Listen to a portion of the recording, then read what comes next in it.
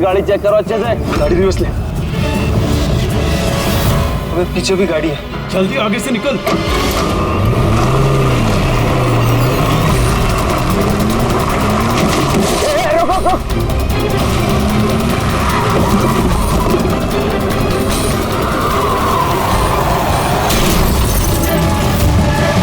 गाड़ी रिवर्स ले।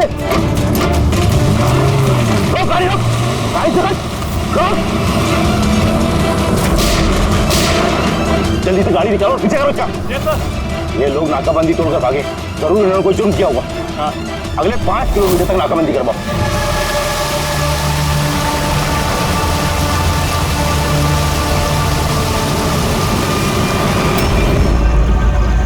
सर, हमारी सभी टीमें सर अच्छी तरह चेक कर चुकी हैं, ना वो कार मिली और ना वो आदमी। वो लोग नाकाबंदी तोड़कर भागे, सड़क खत्म हुई, जंगल शुरू हो जाता, इसका मतलब वो यही कहीं होंगे।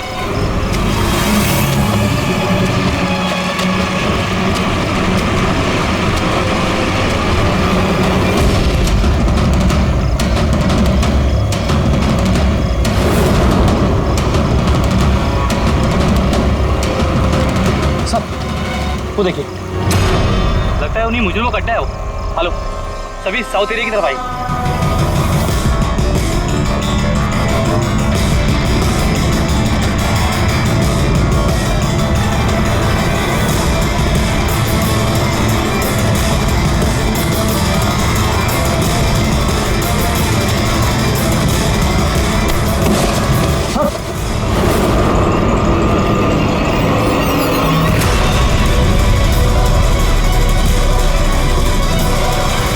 ओह माय गॉड, ये तो मर चुका है।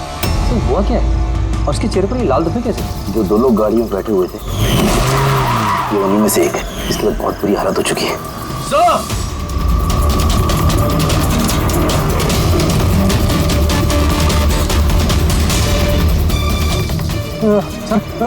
सर ये तो वही आदमी है, उस लड़के का पार्टनर। पर ये हुआ क्या है सर? वैसे ही निशान है सर। तुम इसे जल्दी से हॉस्पिटल पहुंचाओ, तब तक मैं सीआईडी को फोन करता हूँ। सर चलिए।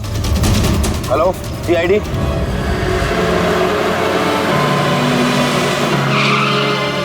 तो एक आदमी मरा हुआ था और दूसरा दर्द में चिल्ला रहा था, बीमार लग रहा था। हाँ सर, और उन दोनों के शरीर पर लाल निशान भी थे।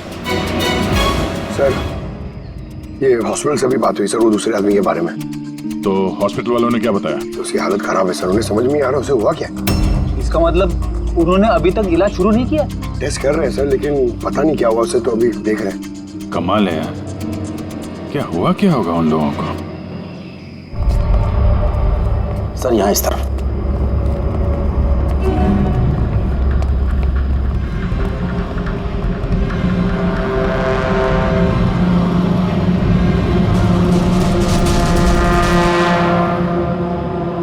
यहाँ तो ऐसा कुछ खास नजर नहीं आ रहा है। तो प्रणव, ये जो लाल निशान थे बॉडी में, उसके अलावा कोई फेटल इंजरी का निशान था क्या बॉडी में, जैसे चाकू के निशान हो या गोली मारने के? सर मैंने बॉडी को अच्छे से चेक किया था, उस पर कोई घाव का निशान तो नहीं था, लेकिन हाँ सर पर एक चोट जरूर थी, जो कि हो सकता है शायद एक्सीडेंट के दौरान लगी हो। बाकी तो एलर्जी टाइप निशान थे। अच्छा, आप बता रहे थे कि वो लोग नाकाबंदी, पुलिस नाकाबंदी से गाड़ी तोड़ के निकले थे, तो जाहिर सी बात है गाड़ी में ऐसी कोई चीज़ होगी जो वो नहीं चाहते थे कि पुलिस के हाथ लगे। हाँ सर, लेकिन वो कार मिली नहीं, पता नहीं कहाँ छुपाई है उन लोगों ने। नाकाबंदी तोड़े तो काफ़ी टाइम हो गया है, कल ये वारदात हुई थी, मतलब उसके बाद ऐसा कुछ भयानक हुआ है जिसकी वजह से एक की मौत हो गई और दूसरा घायल हो गया। वो घायल आदमी कहाँ मिला था आपको? सर यही पीछे की तरफ। सर देखो,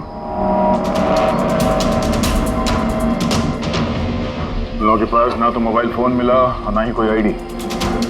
शायद गाड़ी को कहीं आसपास छुपा दिया होगा और फिर यहाँ पे चल के आगे बोले। उन्हें शायद वक्त ही नहीं मिला होगा कार में से वो सामान निकालने के लिए कि वो लोग पुलिस से छुपा रहे थे। एक बार एक कार मिल जाए, आधे से ज्यादा सवालों का जवाब अपने आप मिल जाएगा। दूसरा आदमी हमें घायल हालत में यहाँ पर मिला।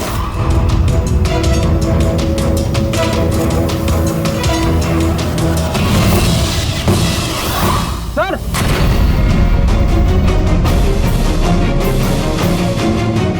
ये देखिए सर, खून खून से सना हुआ हाथ का निशान। ये देखो, जूतों के निशान भी है। चलो फिर अंदर जंगल में चल के देखते हैं, शायद ये जूते के निशान हमें कार तक ले जाएं। ठीक है प्रणव, तुम और तुम्हारे बाकी के ऑफिसर्स जंगल की दूसरी तरफ तलाशी जारी रखना, हम लोग यहाँ पर देख के आते हैं। जाओ। ये अजीब हालत है इस लाश की। इसके शरीर पर ये जो पहले धब्बे थे ये लाल थे, लेकिन सारे के सारे धब्बे अजीब तरीके से काले पड़ गए। ये देखो, इसके खाल भी निकलने लगे। सर इतने अजीब तरह के निशान है इसके शरीर पर, निशान लाल थे फिर काले हो गए। इससे क्या हो सकता है इसे? माय गॉड, इसके सर के बाल देखो कितने कमजोर हो गए। जरा सा हाथ लगाया तो गुच्छा बाहर आ गया। सर ऐसा कभी ना देखा है ना सुना है, बड़ी अजीब बीमारी है इसे। मुझे लगता है ये कोई बीमारी नहीं है, ये कुछ और ही चक्कर है। कुछ और मतलब? कुछ और मतलब तुम एक काम करो, लैब की सारी लाइट्स ऑफ करो, पता लगेगा। ओह गॉड सर, सर बॉडी चमक रही है। माय गॉड, पर इसमें से लाइट कैसे आ सकती है? जो सोच रहा था वो एकदम सही है। क्या? मुझे समझ में आ गया लाइट क्यों चमक रही है। एसीपी को फोन करो, तुरंत हॉस्पिटल में पहुंचे। हॉस्पिटल में जो आदमी एडमिट है उसे भी चेक करना पड़ेगा। बाकी चीजें मैं तुम्हें रास्ते में समझाता हूं। चल, अरे तुम चल।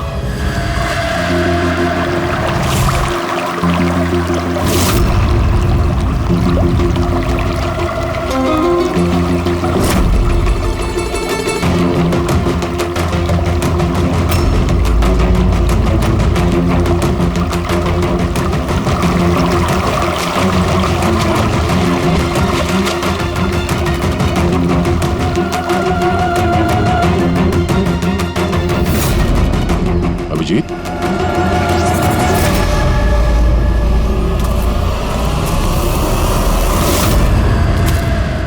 कौन है इधर?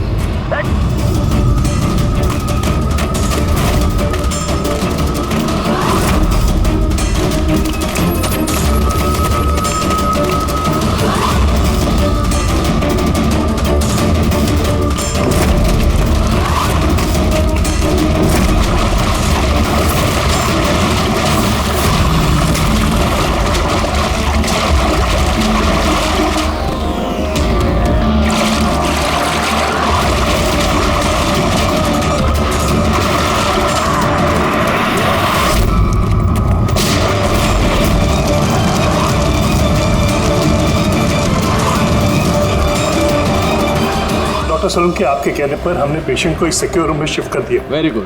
पर बात क्या है? देखिए, बात मैं थोड़ा आपको बाद में बताता हूँ। अरे फारूक है। हाँ, भैया बस डाउट तो है। आयुष्य एक बार चेक कर। हाँ ठीक है। कहाँ है? आइए प्लीज कम।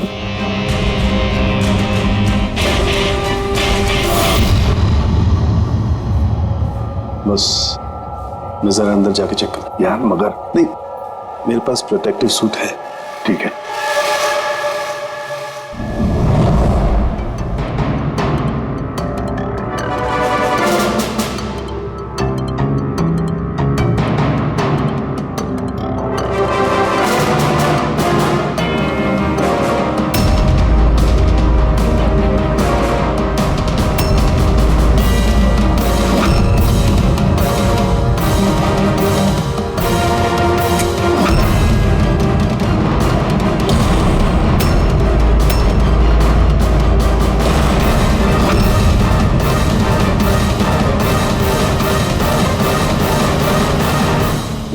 ये तो क्या शक सही निकला है। देखिए, जो भी नर्स और वार्ड बॉय इस पेशेंट के ज्यादा संपर्क में आए, पहले उनको बुलाइए। उनका इलाज करना बहुत जरूरी है। प्रिकॉशन। तुरंत इलाज करना पड़ेगा, पर इलाज किस चीज का शुरू करना पड़ेगा? आप कुछ बताइए तो सही। डॉक्टर साहब, ये मरीज एक बहुत ही खतरनाक रेडियो एक्टिव मटेरियल के संपर्क में आया है, और ये जो सिम्टम्स आप देख रहे हैं ना, ये सारे के सारे सिम्टम्स रेडिएशन पॉइजनिंग के सिम्टम्स हैं। Radiation poisoning? हाँ, और इसका जो पार्टनर था वो ऑलरेडी मर चुका है। अगर इसका इलाज जल्दी नहीं किया गया तो इसका बचना भी नामुमकिन है। हे भगवान, मैं तो इस पेशेंट की कब से देखभाल कर रही थी। क्या मुझे भी वो रेडिएशन पॉइजनिंग हो गई होगी। पायल, पायल कंट्रोल योरसेल्फ। डॉक्टर नहीं देखिए, घबराइए मत। देखो पायल, तुम डायरेक्ट इस रेडियो एक्टिव मटेरियल के संपर्क में नहीं आई हो, इसलिए तुम्हें इन्फेक्शन होना बहुत ही कम संभावना है इसकी। फिर भी सेफ्टी के लिए आप लोग रेडिएशन एक्सपोजर की दवाई ले लीजिए, ताकि इससे होने वाले साइड इफेक्ट्स का असर आप पे ना हो। और हाँ, एक बात का ख्याल, आपसे जो कोई भी इस मरीज के पास है, जो कोई भी, उसे इस तरीके के प्रोटेक्टिव सूट्स का इस्तेमाल करना पड़ेगा, ध्यान रखना। तड़के तेरे फोन कॉल के बाद में मैंने एटॉमिक रिसर्च इंस्टीट्यूट में फोन किया, उनसे पूछताछ की। उन्होंने बताया कि उनके पास जितना भी रेडियो एक्टिव मटेरियल था वो बिल्कुल ठीक ठाक है, स्टोरेज से कुछ भी गायब नहीं है। सर, ये रेडियो एक्टिव मटेरियल इस तरह खुले में तो नहीं मिलता, स्पेशल एजेंसीज के पास ही अवेलेबल होता है। बॉस, ये रेडियो एक्टिव मटेरियल इन्हें कहाँ से मिला, कैसे मिला, ये तो बाद में पता लगाएंगे। फिलहाल मैं आपको इतना बता सकता हूँ कि ये बहुत ही ज्यादा मात्रा वाले रेडियो एक्टिव मटेरियल से इन्फेक्टेड है, जिसमें न्यूक्लियर एलिमेंट भी शामिल हो सकते हैं। सर की जो कुछ भी हो, इस आदमी को हमें बचाना ही होगा, क्योंकि यही हमें बता सकता है कि वो जो न्यूक्लियर रेडियो एक्टिव मटेरियल है उसे कहाँ से मिला है। और तो और पता नहीं कितने सारे लोग इसके संपर्क में आए होंगे, उन सब की जान भी तो खतरे में है, उनको भी तो बचाना होगा हमें। सर, कहीं ये रेडियो एक्टिव मटेरियल उस कार में तो नहीं जिसमें ये लोग थे? कहीं पर भी हो सकता है। सर उनके काम कर, तो इस पेशेंट के साथ रहे। हाँ ठीक है बॉस, मैं इंतजार करता हूँ। जब भी उसे होश आएगा मैं उसे पूछने की कोशिश करूंगा कि उसे मटेरियल कहाँ से मिला, कैसे मिला। हाँ, और तारिका, तुम एक काम करो, तुम वापस से उस लाश को अच्छी तरह से चेक करो, पता लगाने की कोशिश करो आखिर ये कौन से एलिमेंट हैं, अच्छी तरह से डिटेक्ट करो। Hello ACP Pradyuman. एसीपी साहब, जिन सवालों के रेगिस्तान में आप लापता हैं उसका जवाब है मेरे पास। मिलना चाहेंगे? कौन हो तुम और कहां पर मिलोगी?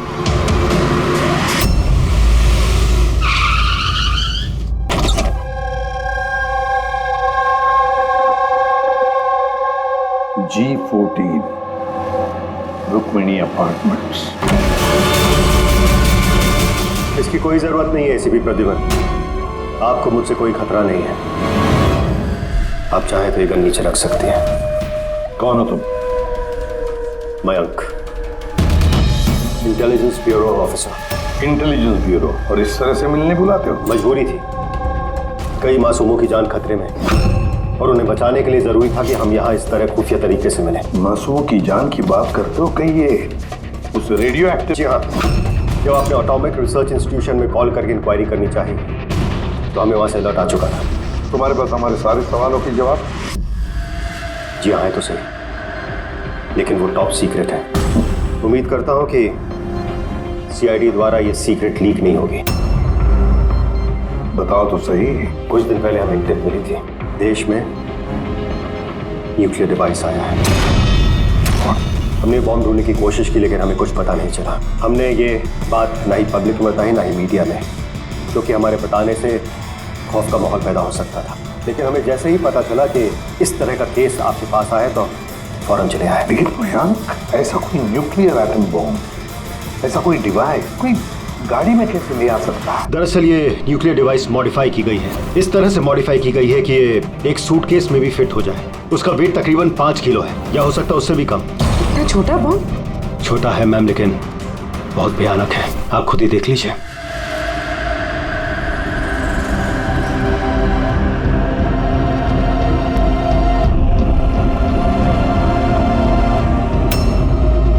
अगर ये ब्लास्ट हो गया सर तो 25 किलोमीटर के रेडियस में सिर्फ और सिर्फ तबाही होगी। 5 किलोमीटर के रेडियस में जो भी इंसान रहते हैं वो तुरंत मर जाएंगे, और 20 किलोमीटर के रेडियस में अगर कोई इंसान बच भी गया तो ये तो अपाहिज हो जाएगा या मेंटली रिटार्डेड हो जाएगा। भगवान ना करे ये बॉम्ब ब्लास्ट मुंबई में हो जाए तो मुंबई की क्या हालत होगी आप सोच भी नहीं सकते। मयंक, जब तक हम लोग हैं, जब तक ये सीआईडी है, तब तक इस शहर को कोई कुछ नहीं कर सकता, ना हम कुछ होने देंगे। इस न्यूक्लियर बॉम्ब को हम ढूंढ निकालेंगे।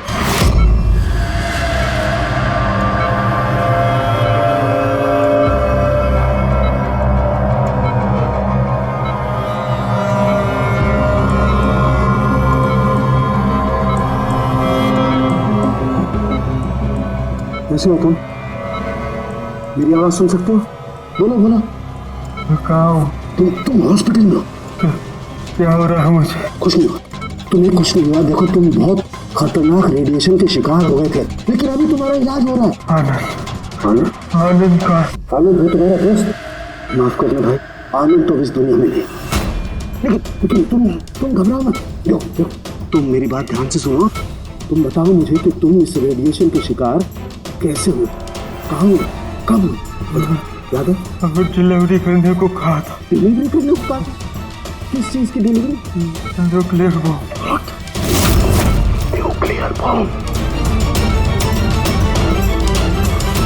हेलो हर्षद, देखिए आप एसीपी प्रद्युमन को तुरंत मैसेज दीजिए, उनसे बोलिए डॉक्टर चालू ने बुलाया। हर्षद, अच्छा एक बात बताओ, तुमने न्यूक्लियर बम की डिलीवरी कर दी या अभी वहीं पर है? कहाँ है ये न्यूक्लियर बम? कहाँ है? देखो बताना चाहिए, बहुत सारी जिंदगियों का सवाल है ना। वो मुझे मार डाले। नहीं घबराओ मत, सीआईडी टीम तुम्हारे साथ है, तुम चिंता मत करो, कोई कुछ नहीं कहेगा।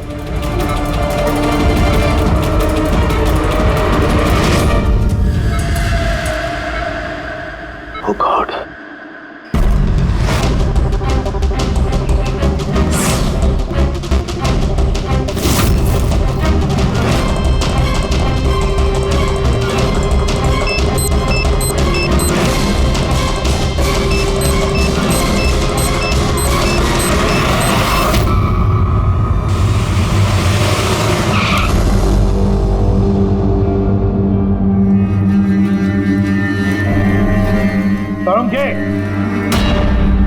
हो गया क्या?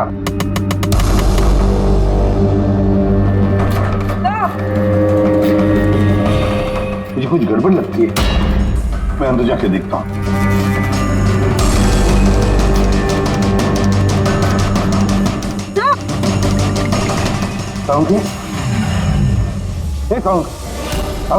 क्या हुआ सर?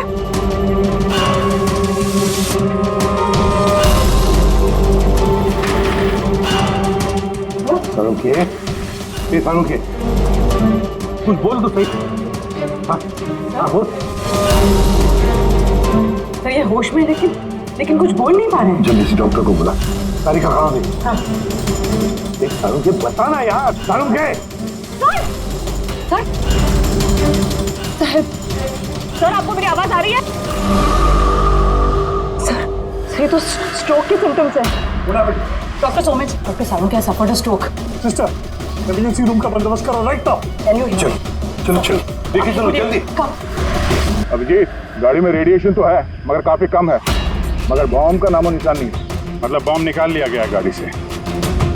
सर, वो आदमी जो गाड़ी के पास खड़ा था, उसे तो उसके गैंग के लोगों ने मार दिया, फिर ये बॉम्ब कहाँ गया? गैंग के किसी दूसरे अपराधी ने निकाला होगा। इस गाड़ी का फ्यूल टैंक भी खुला हुआ था। लगता है जब हम लोग यहाँ पर पहुंचे तब वो डायनामिट स्टिक को जलाकर ये गाड़ी को उड़ाने वाला था ताकि कोई सुराग ही न बचे। और बड़ी प्लानिंग की है उन लोगों ने, एक एक सबूत मिटाते जा रहे हैं।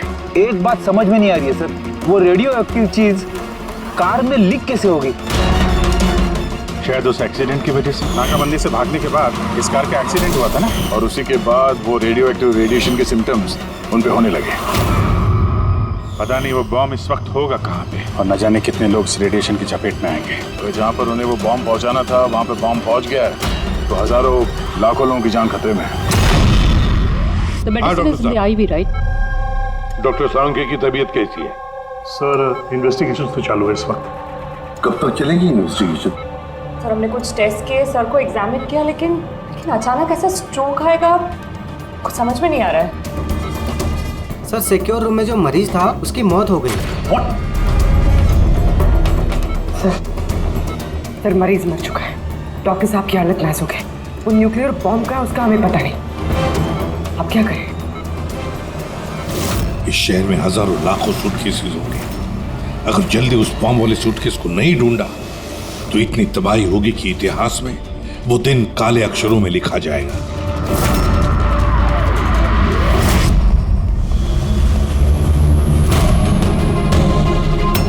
कैसी तबीयत है सालुंखे साहब की? कोई खास सुधार नहीं है। तालिका तो बैठी है उसके साथ। समझ में नहीं आता किसने मुझे इतना अर्जेंटली बुलाया या क्या बताने वाला, बस मैं यहाँ पहुंचा हूँ, ये हाल हो गया। अब तो वो मरीज भी मारा गया और डॉक्टर साहब को ये स्ट्रोक आ गया। क्या ये संयोग है सर? सारुंके साहब को स्ट्रोक आया ठीक उसके पहले जब वो हमें कुछ बताने वाले थे। सहयोग ही होगा अभी। डॉक्टर साहब को स्ट्रोक आया, किसी ने हमला तो नहीं किया उन पे? हाँ सर, और उस मरीज की हालत तो वैसे भी नाजुक थी। डॉक्टर्स जवाब दे चुके थे। नहीं, कोई संयोग नहीं हो सकता। गड़बड़ है, कुछ न कुछ तो गड़बड़ जरूर है। किसी साहब, मैं समझता हूँ कि इस वक्त आप डॉक्टर सलूंके की हालत को लेकर बहुत परेशान हैं, लेकिन हमें जल्द से जल्द कुछ करना होगा। अगर ये बॉम्ब ब्लास्ट हो गया तो लाखों लोगों की जान खतरे में होगी। और हमारे वहाँ कार तक पहुँचने से पहले आतंकवादी बॉम्ब लेके चला गया सर। अरे कोई और रास्ता ढूंढना होगा। उस बॉम्ब को जिस चीज में भी रखा होगा ना, वहां तक पहुंचने के लिए एक रास्ता है सर। क्या सर? वो बॉम्ब जिसमें रखा है, वो बॉक्स कंटेनर, वो डैमेज है सर, तभी तो वो रेडिएशन लीक हुई है। तो सबसे पहले वो आतंकवादी उस बॉक्स को रिपेयर करवाएंगे ताकि रेडिएशन की वजह से उनके दूसरे साथी उससे प्रभावित ना हो। और हाँ, उन्हें जरूरत पड़ेगी लेड की। लेड से ही वो कवर करेंगे उस चीज को, रेडिएशन की लीकेज रोकने के लिए। लेकिन ये काम किसी अहरे गहरे का नहीं, किसी एक्सपर्ट का काम है। ये किसी जानकार आदमी का जो रेडियो एक्टिव मटेरियल के साथ काम कर सकता है, जो जानता है इसके बारे में ये सब। सर, खबरियों को काम पे लगा देते हैं, पता करते हैं कि ऐसा कौन कौन है ब्लैक मार्केट में जो इस तरह का खुफिया काम करता है। साहब, मेरे को मालूम पड़ा कि बेकी की लाश मिली इसी गैरेज में। नाम काफी खराब था साहब उसका इस सब मामले में, और इस कंटेनर को इसी ने बनाया होगा शायद। पॉइंट ब्लैंक गोली मारी है, कोल्ड ब्लडेड मर्डर। वो आतंकवादी आया था यहाँ पे लेड कंटेनर बनवाने, और जैसे उनका काम हो गया मार के निकल गया। दिन दहाड़े एक आदमी का खून हो जाता है, ऐसे कैसे हो सकता है कि किसी ने देखा ना हो, कुछ सुना ना हो? खून होते हुए तो किसी ने नहीं देखा, लेकिन एक गवाह है जिसने सबसे पहले लाश को देखा। तो बुलाइए उसको। जतिन, ये सीआईडी ऑफिसर हैं। जब तुमने ये लाश देखी तो क्या दुकान के आसपास किसी और आदमी को भी देखा था क्या? हाँ साहब, दुकान से बाहर आते हुए एक आदमी को देखा था। उस वक्त मैं सड़क के उस पार था। उस आदमी के जाने के 5 मिनट बाद जब मैं वापस आया तो देखा कि विक्की की लाश यहाँ पड़ी हुई थी। उस आदमी के हाथ में कोई सूटकेस वगैरह था क्या? हाँ साहब, था ना। आपको कैसे मालूम? जरूर उसी ने खून किया है। इसका हुलिया याद है तुम्हें? हाँ साहब। स्केच बनवा सकते हो? जी सर। गुड। पवन, पवन, इसे क्या हुआ? पवन उठो। नर्स, नर्स, डॉक्टर को बुलाओ जल्दी। पता नहीं इसे क्या हो गया। प्लीज। Doctor, doctor. क्या हुआ? डॉक्टर साहब देखिए, पता नहीं इसे क्या हो गया। ओह गॉड, इसे भी स्ट्रोक हुआ है। एक काम करो, डॉक्टर तारिका को बुलाओ अभी का भी। एक काम करो, इसको रूम में शिफ्ट करो। चलो। डॉक्टर तारिका, डॉक्टर तारिका, डॉक्टर तारिका, सुन रही हैं आप मुझे? डॉक्टर। ओह माय गॉड, इसे भी स्ट्रोक आया। This is unbelievable. ये हो क्या रहा है? एक के बाद इन सबको स्ट्रोक आ रहा है। समझ में नहीं आता, 3 हट्टे-कट्टे लोगों को एक साथ स्ट्रोक कैसे आ सकता है? नहीं नहीं नहीं, कुछ ना कुछ तो गड़बड़ जरूर है। कुछ ना कुछ तो गड़बड़ है। सर, कोई आर्टिफिशियली स्ट्रोक कैसे करा सकता है? डॉक्टर सोमेश, कहीं ये रेडिएशन की वजह से तो नहीं? रेडिएशन पॉइजनिंग की वजह से स्ट्रोक नहीं हो सकता।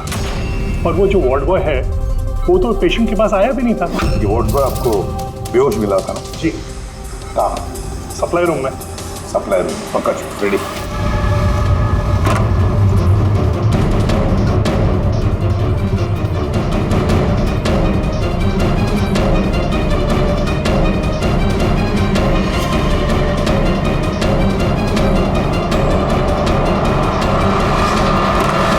सर, सप्लाई रूम में कुछ नहीं मिला। जो कुछ भी है वो यहीं पे है, जिसकी वजह से ये सब हुआ है। ठीक है, इस कमरे को अच्छी तरह से चेक करो, एक एक कोना छान मारो।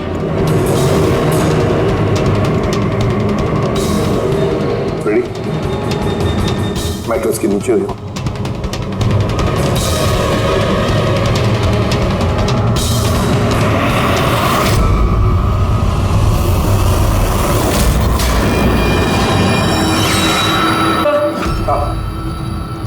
ये डिवाइस मिला है, अजीब सा है।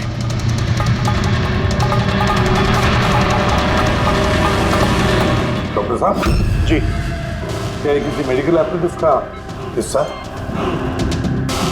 ये तो मैंने कभी देखा ही नहीं। ये हॉस्पिटल का इक्विपमेंट है ही नहीं। तो फिर क्या हो सकता है? क्या मैं इसे देख सकता हूँ? बिल्कुल। ऐसा लग रहा है ये डिवाइस मैंने पहले कहीं देखी है। राइट, स्पेशल फोर्सेस में यूज किया जाता है इस डिवाइस को। If I am not wrong, इसे न्यूरल डिस्ट्रप्टर कहते हैं। न्यूरल डिसरप्टर मतलब? देखिए, हमारा शरीर तभी काम करता है जब दिमाग कोई सिग्नल देता है उस शरीर को काम करने के लिए, जैसे उठना, बैठना, खाना पीना या फिर बातें करना। और ये सिग्नल आता है न्यूरॉन्स के जरिए, और ये डिवाइस दिमाग और शरीर के सिग्नल को कैंसिल कर देता है, डिस्टर्ब कर देता है। और अगर ऐसा होता है तो फिर शरीर दिमाग का इशारा समझ ही नहीं पाता है, जैसे लकवा मार जाता है शरीर को। ऐसा लगता है जैसे स्ट्रोक हो गया, लेकिन दरअसल वो स्ट्रोक होता नहीं, सिर्फ टेम्परेरी इफेक्ट होता है। मयंक, अगर ये डिवाइस हम यहाँ से दूर ले जाए तो क्या इसका असर कम हो सकता है? जी बिल्कुल, है ना? रेडी? काम करो, इस डिवाइस को दूर लेकर जाओ और डिस्ट्रॉय करो, नष्ट करो इसे। Yes sir. इसका मतलब है ये तीनों ठीक हो जाएंगे? जी डॉक्टर साहब, बिल्कुल। लेकिन अगर हम लोग यहाँ पर और ज्यादा देर रुकते हैं तो इसका असर हम पर भी हो जाता है। अच्छा, तो इसीलिए इस चीज का असर तारिका और साळुंखे पर हुआ।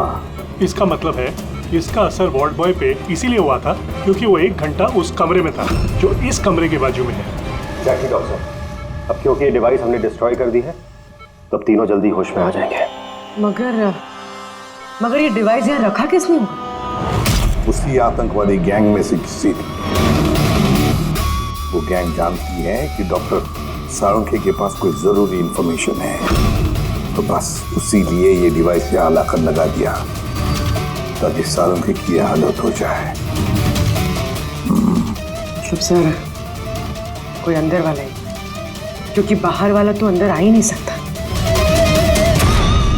जरूर कोई हॉस्पिटल का स्टाफ है जिन लोगों से मिला है। नहीं एसीपी साहब, ऐसा हो ही नहीं सकता। ऐसा ही हुआ डॉक्टर होमेक, ऐसा ही हुआ है। अब एक बात अच्छी तरह से सुन लो, जब तक वो मुजरिम पकड़ा नहीं जाता इस हॉस्पिटल से कोई भी, मतलब आप भी, हॉस्पिटल से बाहर नहीं जाएगा। इस पूरे हॉस्पिटल के सारे फ्लोर्स के सीसीटीवी कैमरास के फुटेज अभी के अभी हमें देखने हैं। सर, सभी स्टाफ वालों की लिस्ट देख ली, लेकिन अभी तो कुछ नहीं मिला। मिलेगा फ्रेडी, मिलेगा। अब सीसीटीवी फुटेज देख रहे हैं ना, मिलेगा जरूर, कुछ ना कुछ तो मिलेगा। पूरी पॉज करो। पता नहीं क्यों मुझे ऐसे लग रहा है मैंने देखा है इसे, जाना पहचाना सा चेहरा है। कौन कौन? यस, ये देखो, यही आदमी है वो। ये दया अभिजीत ने जो स्केच बनवाया ना, यही है वो। देखो, विकी का खून करने के बाद ये बॉम्ब वाला ब्रीफकेस लेकर गया था। सर, ये नर्स कौन है और ये क्या बात कर रहे हैं आपस में? ये तो मुझे पता नहीं, लेकिन एक बात तो पक्की है कि इस हॉस्पिटल के स्टाफ में से जो भी कोई मुजरिमों के साथ मिला है ना, ये नर्स है वो। सर, ये नर्स तो पायल है। ये पायल का है, बुलाइए उसे। सिस्टर, पायल का है, उसे अभी कभी बुला। पायल तो काफी देर से दिखी ही नहीं हॉस्पिटल में।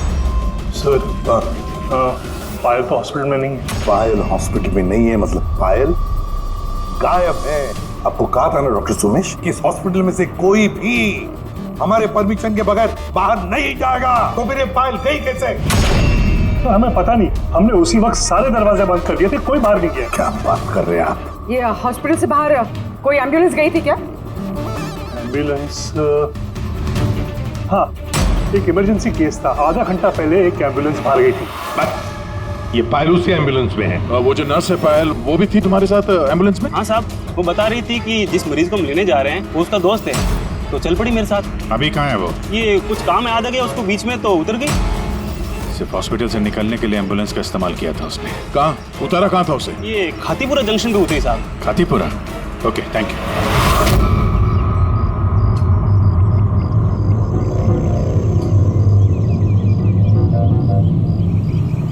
अरे अरे सुनना भाई साहब, इस लड़की को देखा है क्या? 1 घंटे पहले यहाँ पे नर्स का ड्रेस पहना हुआ था इसने। हाँ साहब, मैंने इसको देखा है, मेरे रिक्शे में आई थी। अभी आधे घंटे पहले मैं इसको 5 बत्ती सिग्नल के पास छोड़ा था। Thank you. 5 बत्ती सिग्नल वहां कहाँ गई होगी? ये देखो, जरूर आसपास कहीं भीड़ भाड़ वाले इलाके में ही जाएगी। ये बॉम्ब फटने के बाद ज्यादा से ज्यादा लोगों को नुकसान पहुंचना चाहिए। मॉल, ये मॉल में ही गई होगी। 5 बत्ती के सिग्नल पे ही तो है, और आज संडे बहुत ज्यादा भीड़ होगी वहां पर।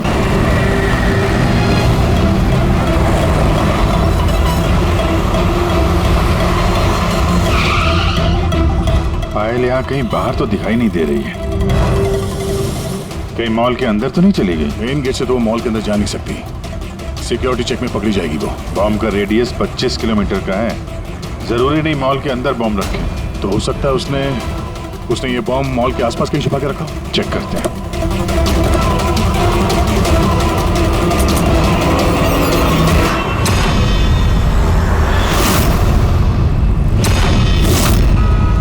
इसके साथ तो वही आदमी है, स्केच वाला।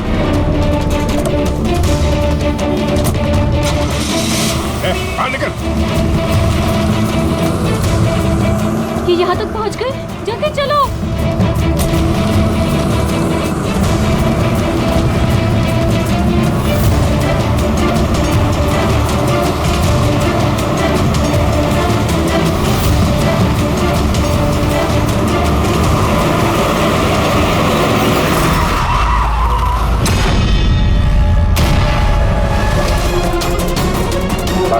खेल खत्म तुम लोगों का।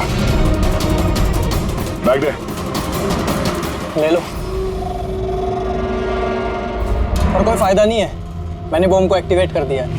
1 घंटे में ये शहर भी खत्म हो जाएगा और हम भी मर जाएंगे।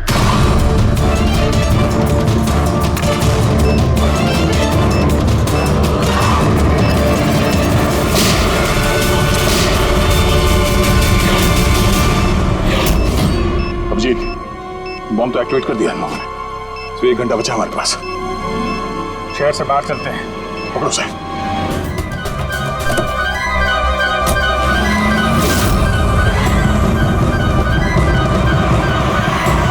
आबादी से तो काफी दूर आ गए। इस बॉम्ब का क्या करें?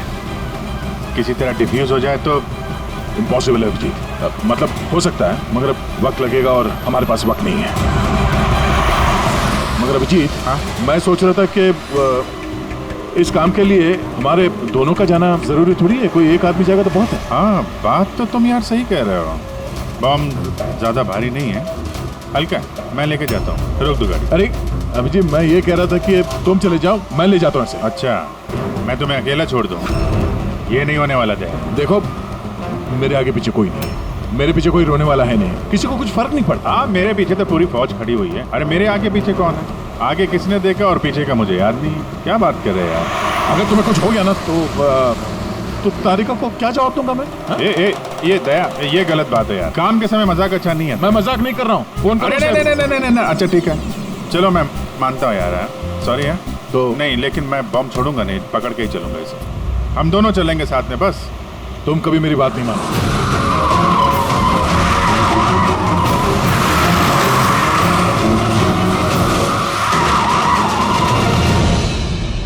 क्या हुआ? लगता है टायर में कुछ प्रॉब्लम है। ये पीछे वाले टायर में से चेक करो। इसी समय होना था ये भी। संभल गए।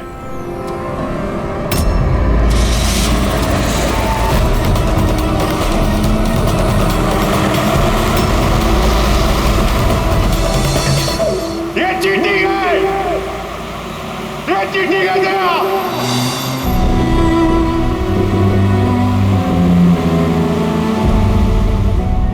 ये चीटिंग है।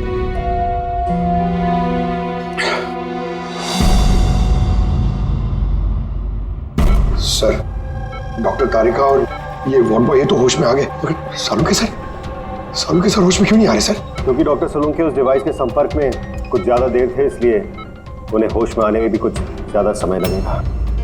नहीं, जल्दी से जल्दी होश में लाना ही पड़ेगा, क्योंकि सालुके के पास कोई इंपॉर्टेंट इंफॉर्मेशन है और इसीलिए तो ये सब हुआ है। आतंकवादियों ने ये किया है। बस सर, किसी भी तरह अभी जी सर और दया सर उस बॉम्ब को डिफ्यूज कर दें, नहीं तो। अभिजीत, दया सर मैं और दया वो बॉम्ब लेके शहर से बाहर जा रहे थे। लगता है टायर में कुछ प्रॉब्लम है। ये पीछे वाले टायर में से चेक कर। दया ने मुझे संभल के गाड़ी से बाहर निकाल दिया और खुद निकल पड़ा है सुसाइड मिशन पे। और तुमने उसे जाने दिया? उसने धोखे से उतार दिया मुझे। अभिजीत सर ऐसा मत कहिए, इसका मतलब दया सर वापस नहीं आएंगे।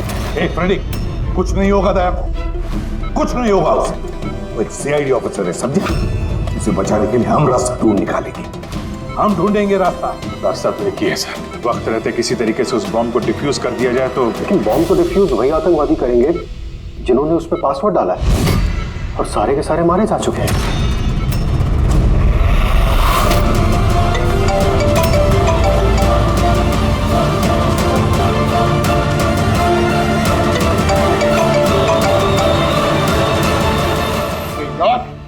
सर दया सर फोन ही नहीं उठा रहे।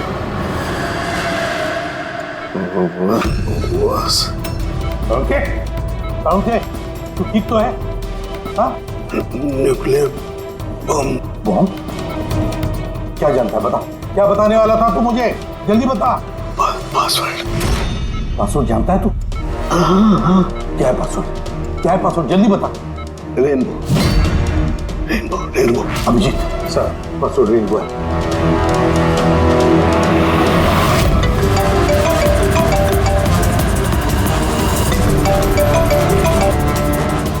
बेल बज रही है लेकिन फोन नहीं उठा रहा। यहाँ पे दया मैसेज भेज के देखो।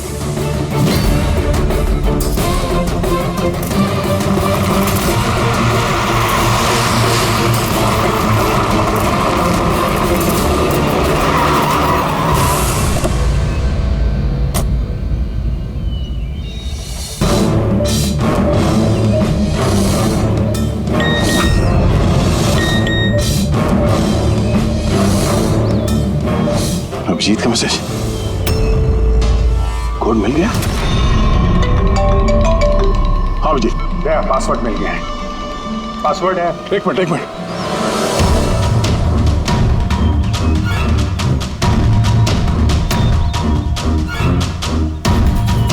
अभिजीत बोलो क्या कोड है?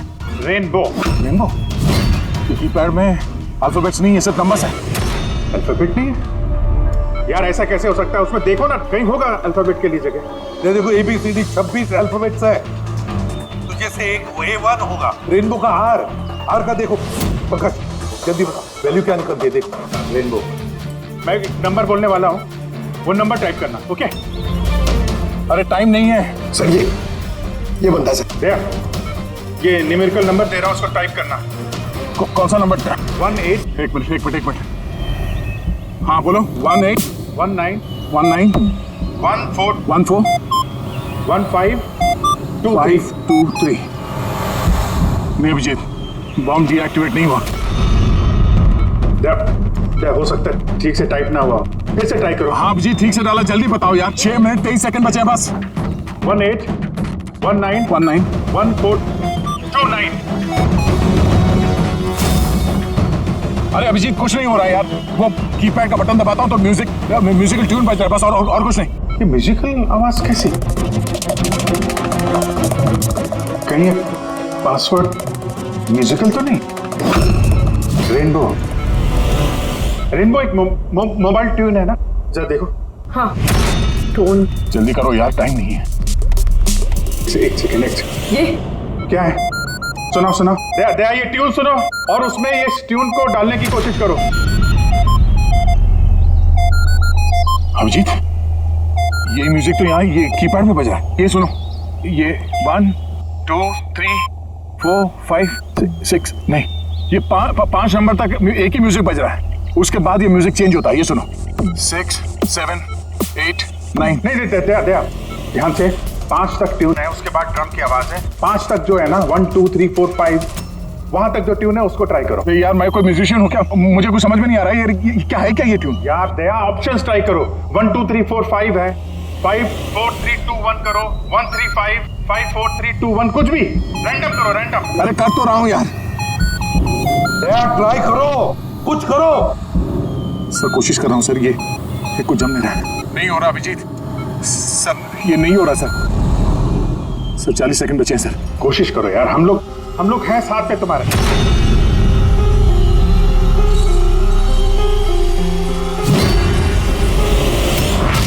शायद वक्त आ गया यार। कुछ नहीं होगा तुम्हें दया, ऐसा मत बोलो प्लीज, तुम्हें करना ही पड़ेगा। ट्राई करो दया, ट्राई करो। अरे कर तो रहा हूं यार मैं, और क्या करूं।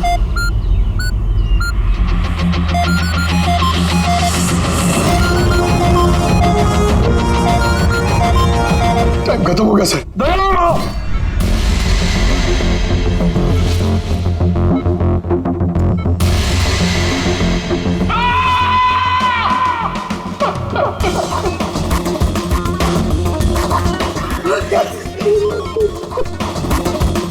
कर लिया ना दोस्तों ने।